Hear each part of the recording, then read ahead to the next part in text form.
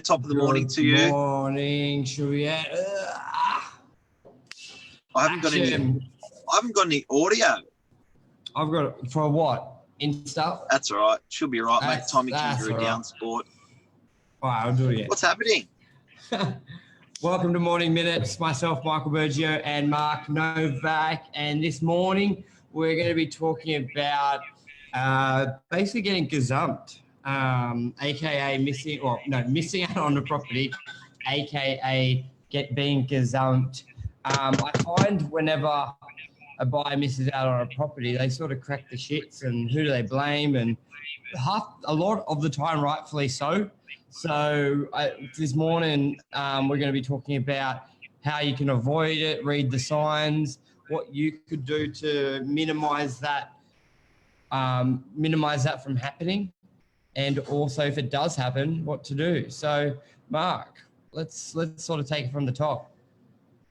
Let's have a chin wag. I'm just trying to sync up with you with some audio. Sorry about that. Hang on, Facebook should still be going, but yeah, look, it's a big one, isn't it, Burge? Like adding you back on Insta, you've dropped out. Mark, you there? Yep. How are you? All good. That's all right. You've joined at the right time. I just said take it away. Take it from the top. Missing out on a property. What can you do? Where does it start? Does it start when you see the property? Does it start when you does it start how you make the offer? Let's take it right back. Is that where it starts? What? How you make an offer? Verbal, written, on a contract? What do you reckon? Look, I do think setting the tone's important. It's probably not the most critical point. I think when you're buying a property, as to are you going to miss out on it because of the way you made the offer. But I think it's probably even more critical once you've had the offer accepted, how you act from that point. But I do believe, yes, when you move sort of nice and solidly on your offer making, it just shows you sort of a no muck around person.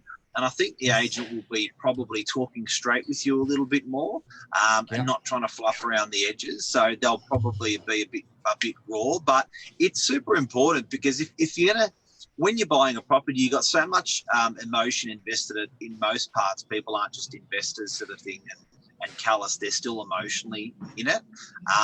So I think it's really important that if we can educate anyone, get one nugget just out of today on buying something, great bloody topic. I think what you said before, it's what you do after the offer. And the biggest concern I see buyers have, or the issue that arises, is they get an offer accepted and then they take 24 hours, 48 hours, 72 hours, 4 days, a week to exchange the contract. Like I have to stress, an offer accepted is not legally binding. So I find issues come up when an offer's been accepted and then there's like this big delay between exchanging, and the owner sometimes gets a little bit worried, going, are they really there? Because sometimes the buyers will sort of say, I'm ready to go, get it accepted, especially if they're doing a little bit of a lower offer. And then the owners are like, all right, I'll accept it. I'll accept that. Okay, this is the issue. They, let's say it's 500. Buyers say they're ready to go. They offer 480, well below what's been asked, or even lower. Then the owner, who was always offers over 500, accepts this offer much lower than what they were guiding. But then the buyer doesn't exchange straight away.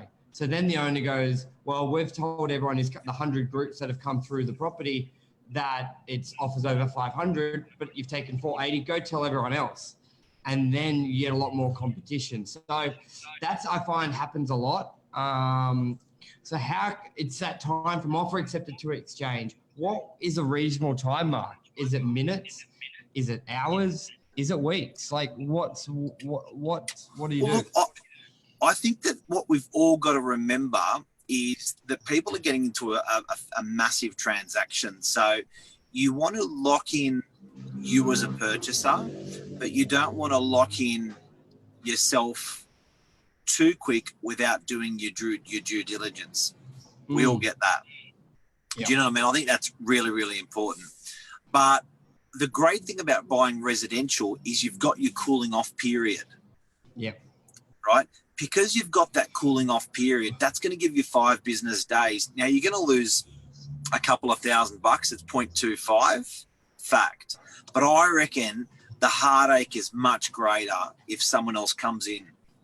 So I think if you can, in today's world, if you can put down $1,000 or $2,000 and you know that you're not going to miss out on the property, it's a bloody cheap investment. Really, really.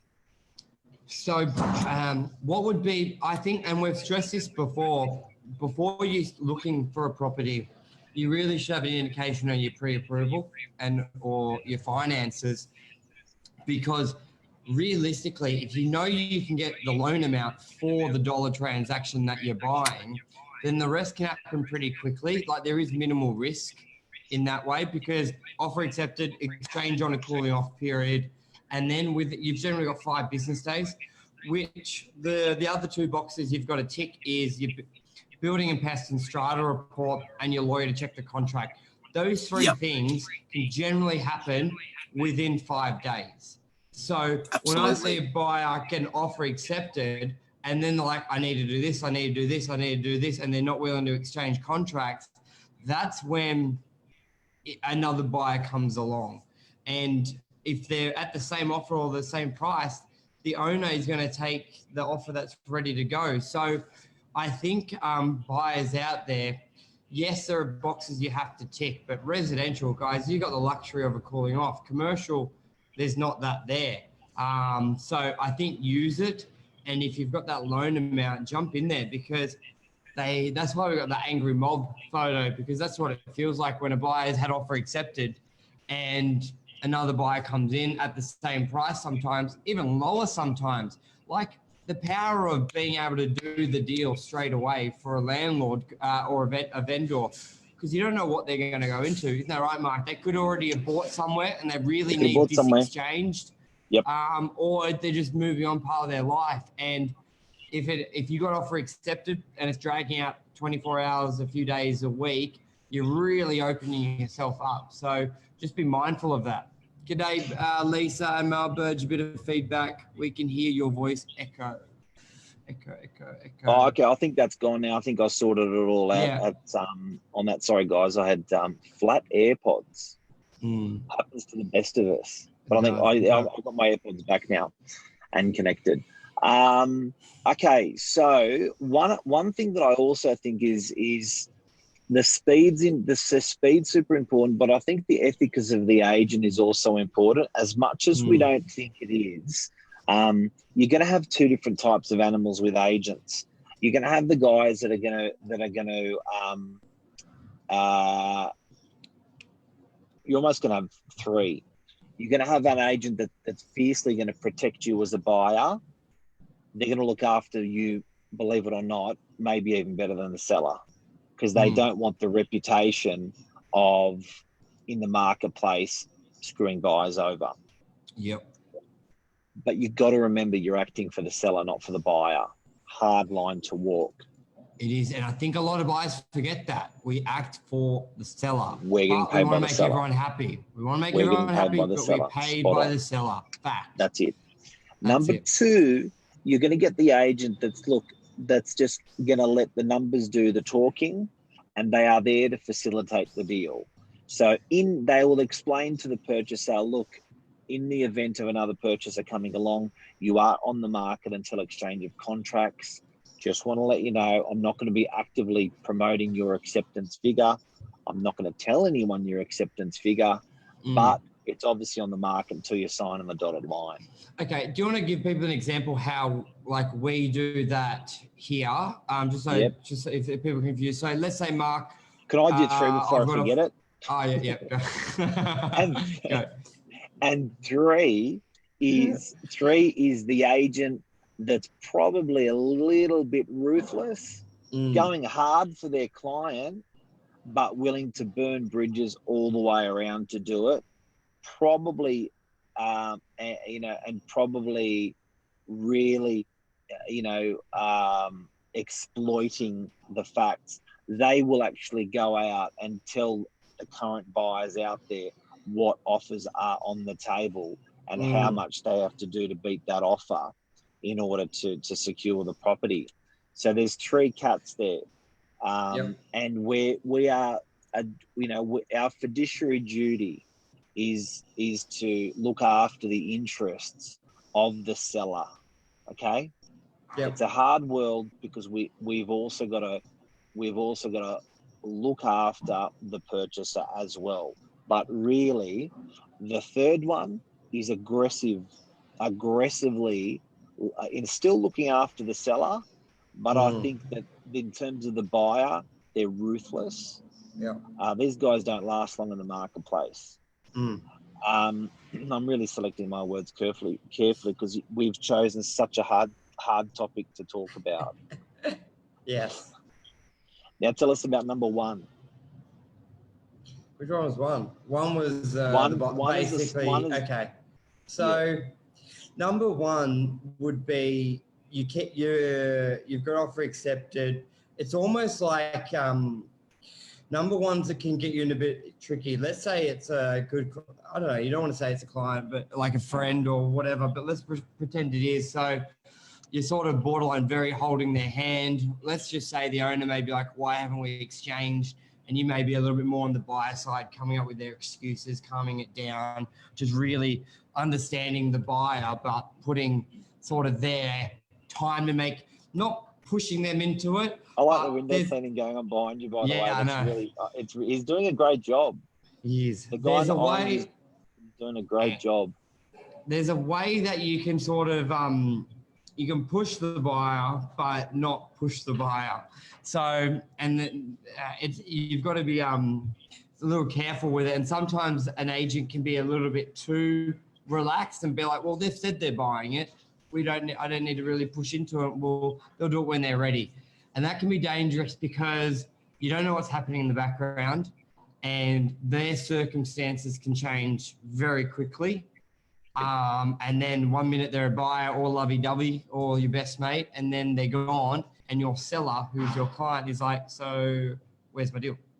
And then like, oh, but that happened. And like, okay, but where's my buyer? Do you have a backup buyer? And like, nah, because I really thought he was going to buy it and I didn't want to tell anyone else. So that's a bit of a fine line because that can leave you with no deal. I think the perfect combination is the balance between 2 and 3. Your option 2 and 3, Mark, where you've got an offer on the table, but like we're probably a bit more prone, like we've seen it a lot. Deals fall over all the time. If we had every offer from a buyer go through, we would have no stock. Like shit would be different. I reckon for every offer we get, like it's just for every offer we get, what 80% of them don't come to fruition. So you got to understand that from a buyer's point of view, that we're keeping other buyers or still contact backup buyers because 80% don't come through, I reckon. Would you agree with that, Mark? For how many offers and everything? Absolutely. So you're forced in a way to not cut off other buyers that are interested, still keep them in the loop in the event of your offer not getting accepted. And what we're talking about today is getting screwed by missing out on a property. And I think now that we've illustrated agents' responsibilities, duties, and the types of agents, I think it's important to also talk about, because you can't select your agent, you're selecting your property. So you're almost the vendor can, but the buyer can't. Yeah. So you may have the agro agent, the ethical agent, the softy agent, the good guy agent. You can't select those agents when you're buying a property because you've selected the property. What you can do, and this is great for people that are watching, what can they do to ensure they do not miss their property once they've got an offer accepted? What's the fastest, swiftest, smartest things you've seen people do that have actually secured the deal for them? The best thing is to at least get paperwork in. It's a little. So you sign the contract, you do something, because guys, it's not. You can't exchange unless we have all documents like a contract and deposit. What I see really pisses owners off is when you get nothing. one way I've seen buyers really drag out that process but show the vendors they're serious is sign the contract. A signed contract without money is worth nothing. So there's no risk in doing it. That's a good call. Or vice versa. Pay the deposit. Pay the deposit. Signing a contract. Yep. Another one, heavy communication. Over communicate. Almost annoy the agent. Annoy the agent, because then the agent can do a better job with his client by informing them where it's at. Yeah. Or pay the deposit. Just guys, the money sits in the trust account. It's not going to the owner's account. It's not in our account. It's in a trust account. You get it back. It's very easy. So that's the best thing that I see buyers do, especially if they do need a couple more days to exchange, is do one or the other.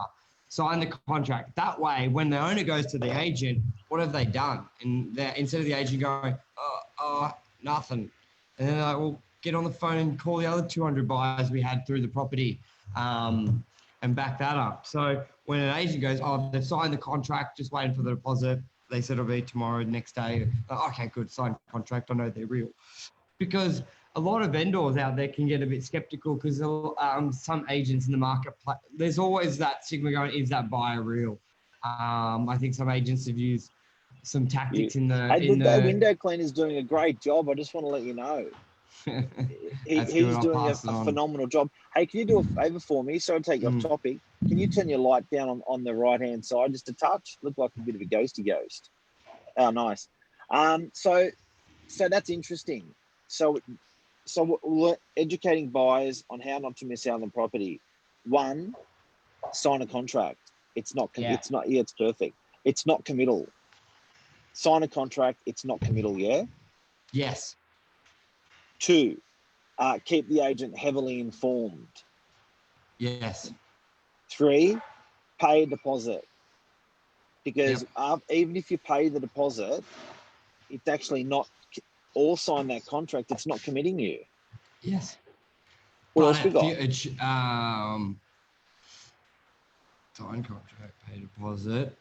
I think they're the 3. I think also as a purchaser, this is what I've just thought about now, what I would do. This is a totally new one that I've never done before. I would set up a WhatsApp group as a purchaser with my real estate agent, my solicitor, my bank, and me. Yeah. That would be a weapon of a group, because you are then nudging everyone. You're sort of lubricating everyone every single time you talk with them. Yep. And they all know what you're up to on that deal. Because that it's just such a critical, if you're going to be buying a property from an offer acceptance to signing on it to actually purchased, sold, it could be a 5-day period on average. Yep. And that's just such a heavy correspondence period between those parties. There can be 50 to 100 to 200 easy points of communication from all parties. And I think that's gold if you set it up, because often the agent's calling the owner to call the lawyer's calling the agent's calling the lawyer, and back and forth, just on one side then the other. To have a group with that and I think for transparency, it's good. It shows it's legit. That's really good. Obviously, I reckon let's do that on all of our deals. And guys, if you can set that up, WhatsApp's a great method of communication. So I think we've helped everyone today. Yeah.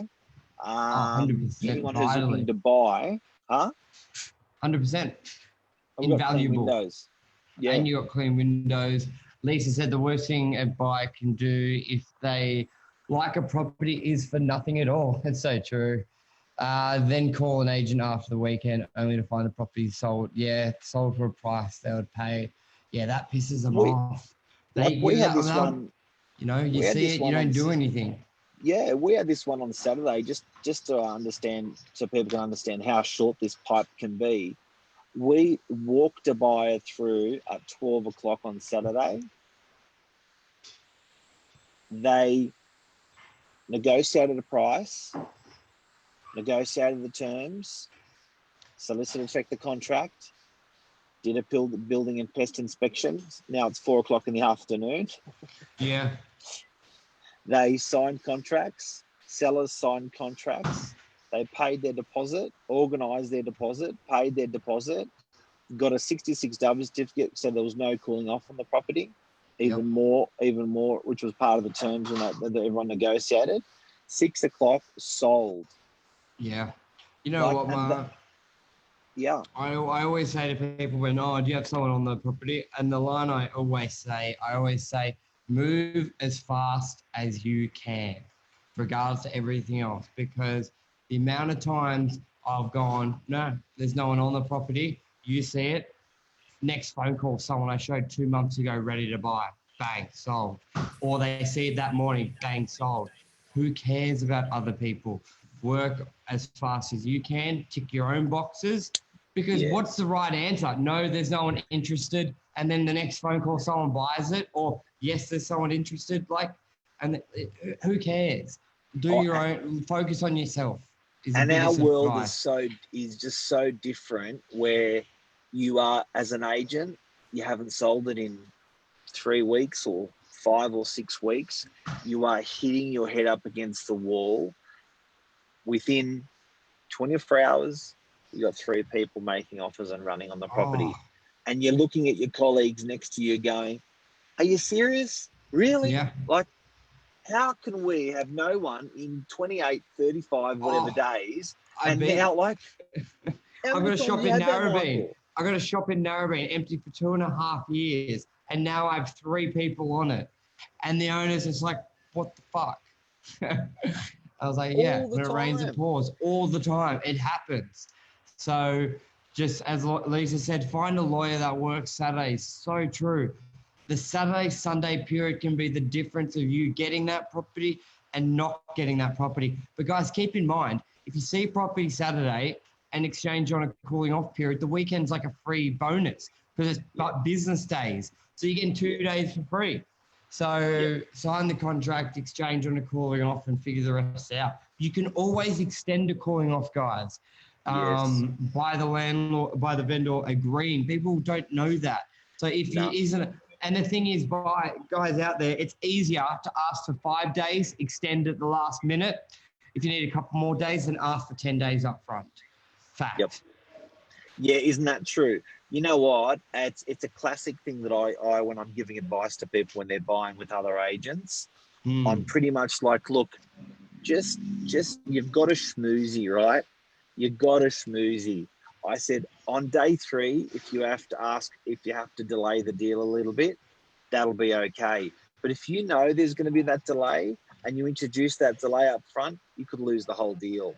And I don't mean to be terrible, but if I give you a working example, it's like dating, right? You don't turn around and say, these are the 3 best things about me and these are the 3 worst. Yeah. Right? And then they go, what, you've murdered someone? No, just joking. Now you get, they go. There's only one person. I'm not a serial killer. But, you tell them your 3 worst, because I just want to be honest with the situation that I'm in at the moment.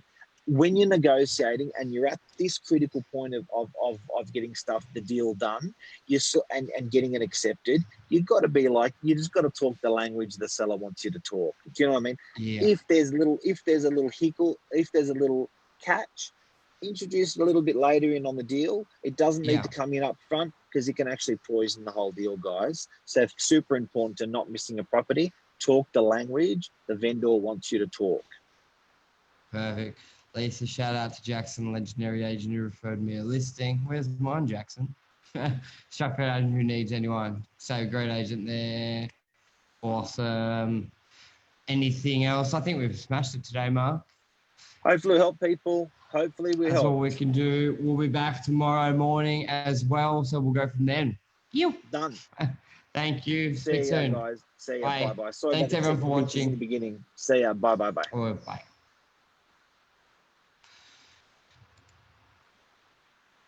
Nice tie.